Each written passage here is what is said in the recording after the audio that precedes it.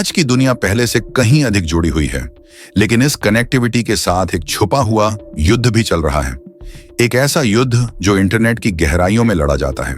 सरकारें, कंपनियां और आम लोग सभी अदृश्य दुश्मनों यानी हैकर्स के निशाने पर हैं। कुछ हैकर्स सरकारी जासूसी करते हैं तो कुछ भ्रष्टाचार उजागर करने के लिए काम करते हैं। लेकिन यह दुनिया इतनी बड़ी और जटिल कैसे बनी? हैकिंग की शुरुआत 1960 के दशक में हुई, जब MIT के छात्र कंप्यूटरों के साथ नए प्रयोग कर रहे थे। उस समय हैकर शब्द का उपयोग ऐसे कुशल प्रोग्रामरों के लिए किया जाता था जो सॉफ्टवेयर को बेहतर बनाने के लिए अनोखे तरीके खोजते थे। लेकिन जैसे जैसे कंप्यूटर आम होने लगे, कुछ लोगों ने उनका गलत इस्तेमाल करना शुरू कर दिया। 1980 के दशक तक हैकिंग एक अलग ही रूप ले चुकी थी। पर्सनल कंप्यूटरों और शुरुआती नेटवर्क के कारण हैकिंग आसान हो गई। 1983 की फिल्म वॉर गेम्स और ऑर्पनेट पर हुए साइबर हमलों ने सरकारों को सतर्क कर दिया। इसके बाद computer fraud and abuse act CAAF जैसे खड़े कानून बनाए गए, लेकिन फिर भी अंडरग्राउंड हैकिंग समुदाय बढ़ता गया। कुछ प्रसिद्ध हैकर्स ने इतिहास में गहरी छाप छोड़ी। केविन मिटनिक, जो कभी FBI के मोस्ट वांटेड लिस्ट में थे, उन्होंने टेलीकम्युनिकेशन सिस्टम्स को हैक किया। एड्रियन लामो ने कई बड़ी कंपनियों की कमजोरियों को उजागर किया। वहीं अनोनिमस नामक हैक्टिविस्ट ग्रुप ने सरकारी और कॉरपोरेट भ्रष्टाचार के खिलाफ अपनी आवाज उठाई।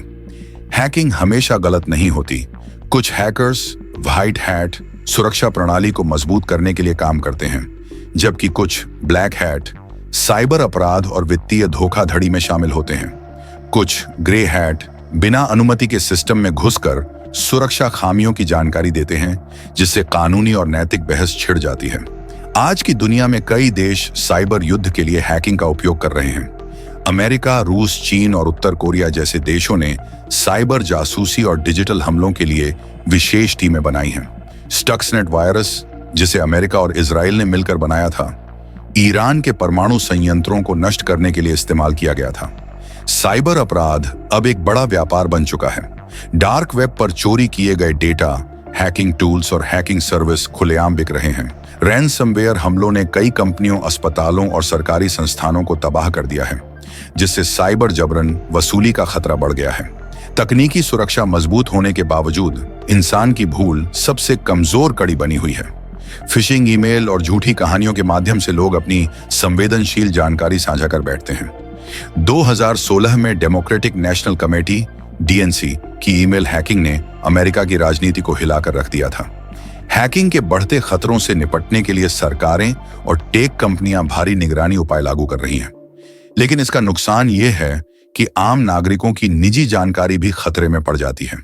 एडवर्ड स्नोडेन ने इस पर से पर्दा उठाया, जिससे वैश्विक स्तर पर गोपनीयता बनाम सुरक्षा पर बहस छिड़ गई। आर्टिफिशियल इंटेलिजेंस, AI और क्वांटम कंप्यूटिंग आने वाले समय में हैकिंग और साइबर सुरक्षा दोनों को पूरी तरह बदल देंगे। AI आधारित साइबर हमले वास्तविक समय में खुद को सुधार सकते हैं, जिससे उन्हें पकड़ना मुश्किल हो जाएगा। वहीं क्वांटम कंप्यूटर पारंपरिक एन्क्रिप्शन को तोड़ सकते हैं। बढ़ते साइबर हमलों के कारण साइबर सुरक्षा अब हर किसी के लिए जरूरी हो गई है। नैतिक हैकरों, एथिकल हैकर्स को प्रोत्साहित करने के लिए बग बाउंटी प्रोग्राम शुरू किए गए हैं। कंपनियां जीरो ट्रस्ट मॉडल जैसी नई सुरक्षा रणनीतियां अपना रही हैं, जिससे साइबर खतरों से बचा जा सके। हैकिंग एक दो-धारी तलवार की तरह है। यह विनाशकारी भी हो सकती है और उपयोगी भी। जहां एक तरफ ब्लैक हैट हैकर्स सिस्टम को नुकसान पहुंचाते हैं, वहीं व्हाइट हैट हैकर्स सुरक्षा को मजबूत करते हैं। जैसे जैसे हम डिजिटल युग में आगे बढ़ रहे हैं, हमें तय करना होगा कि हैकिंग को अराजकता के रूप में देखा जाए या प्रगति के साधन के रूप में।